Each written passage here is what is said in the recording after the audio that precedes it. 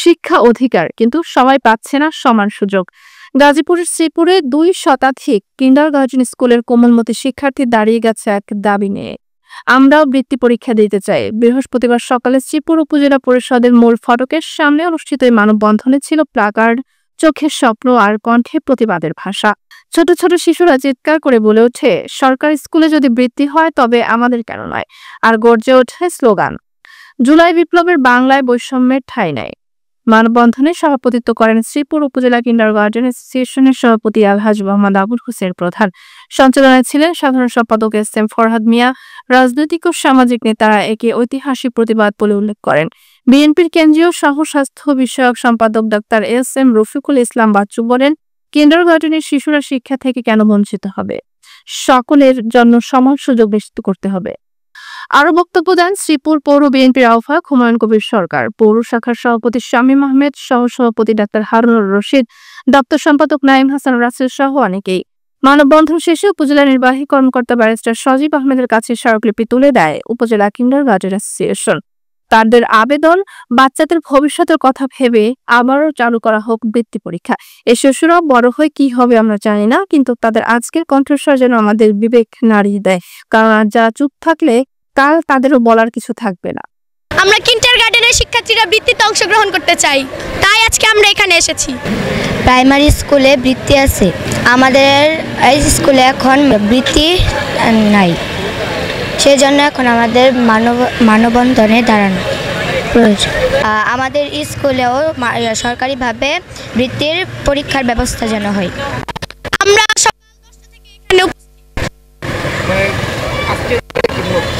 আজকের দাবি, আমরা সবাই বৃত্তিতে অংশগ্রহণ করতে চাই। আমি আজকে এখানে এসেছি আমার ছোট ভাই বোনদের বৃত্তি পরীক্ষার, মানে যেটা আমাদের ছোট ভাই বোনদের অধিকার, তাদের জন্য আমরা এখানে সমবেত হয়েছি। আমি চাই যাতে আমার ছোট ভাই বোনের বৃত্তি পরীক্ষার মাধ্যমে তাদের ভবিষ্যৎ উজ্জ্বল করতে পারে। আমাদের কেন বৃত্তি বন্ধ করেছে আর সরকারি স্কুলে কেন বৃত্তি দিয়েছে? আমাদের এক কি দাবি, আমাদের বৃত্তি আবার আমরা ফিরে যেতে চাই। আমরা চাই যে সরকার থেকে আমাদেরকে বৃত্তি দেওয়ার অনুমতি দেওয়া হোক, যাতে আমরা বৃত্তি পরীক্ষা দিতে পারি। বিপ্লবের বাংলায় বৈষম্যের ঠাঁই নাই, দাবি মোদের একটাই, বৃত্তিতে অংশগ্রহণ চাই। আজকের শিক্ষা উপদেষ্টার কাছে আমরা একটা অনুরোধ জানাবো যে এই বাংলার মাটিতে এই বৈষম্যের কারণে ফ্যাসিস্ট সরকার বিদায় নিয়েছে শুধুমাত্র একটি কারণে, আর এখানে কেন আমাদের এই বৈষম্য হবে? এই মূল দাবির জন্য আজকে আমরা শ্রীপুর উপজেলায় টিউন অফিসের সামনে স্মারকলিপি দেওয়ার জন্য এই মানববন্ধনে অংশগ্রহণ করছি। শিক্ষার্থী, অভিভাবক, শিক্ষক মণ্ডলী, ছাত্রছাত্রী এখানে উপস্থিত হয়েছেন। সবাইকে আমাদের অ্যাসোসিয়েশনের পক্ষ থেকে আন্তরিক অভিনন্দন, শুভেচ্ছা এবং মোবারকবাদ জানাচ্ছি। সারা বাংলাদেশে আমাদের এই কেজি স্কুলে 16 লক্ষ শিক্ষার্থীর মধ্যে প্রাইভেট প্রতিষ্ঠানে পড়াশোনা করে 13 লক্ষ শিক্ষার্থী।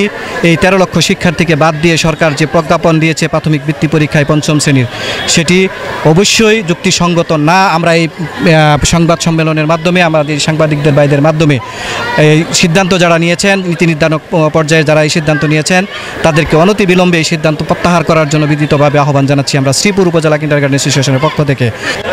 বিশেষ কোচিংয়ের ব্যবস্থা করতে যাতে বৃত্তি পায়।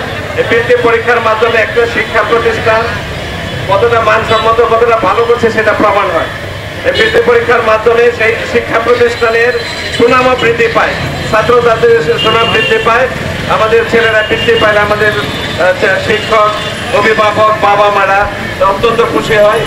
খুব বেশি যে বৃদ্ধি পাওয়া যায় বিষয়টা সেরকম না, হ্যাঁ, কিন্তু আজকে এদের একটা মর্যাদা আছে, আলাদা মর্যাদা।